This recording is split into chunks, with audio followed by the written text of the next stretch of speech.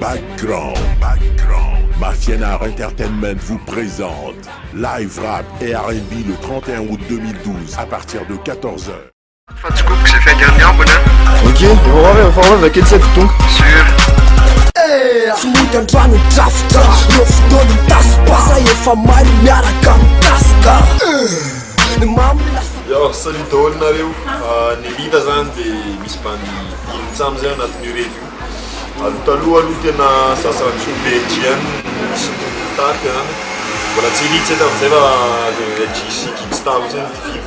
Fa taty aorina nihaona tamin'ny raha Alien, dia nihaona tamin'ny raha Zoro, dia misy ny Elita koptoa. Taty aorina fa naraka anay raha mpandeha Kamatopiko fa Rastany, Kopela.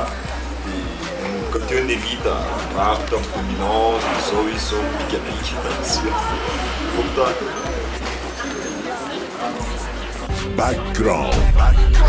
Rêve, un outil bébé Fourni red, vita tjore dep Nambili una cuvée, vi viennam lajsan Donnez man med café, vi viennam lajsan Fast av lukpan, tikamboli kuka Autoles le tusa sofa sai fuka Vi viennam laj, sa chinyala mambe Android sai, rechas metu mambe Asta de beto, tequila de bridge Nasta lambulu micro, mourir à Tchania Free Mapiura kando mi Background. Dito,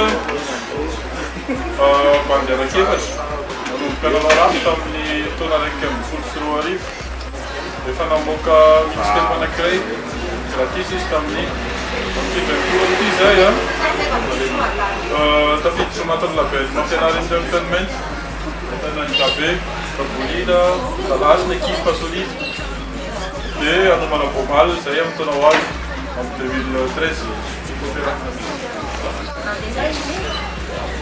Kaka, mina fefa kota Kupash mega kaka, na ton poche vodka Toi i rêve, un outil bébé Fourni red, vita tjore dep Nambili una cuvée, vi viennam lajsan Donnez man med café, vi viennam lajsan Fast av lourd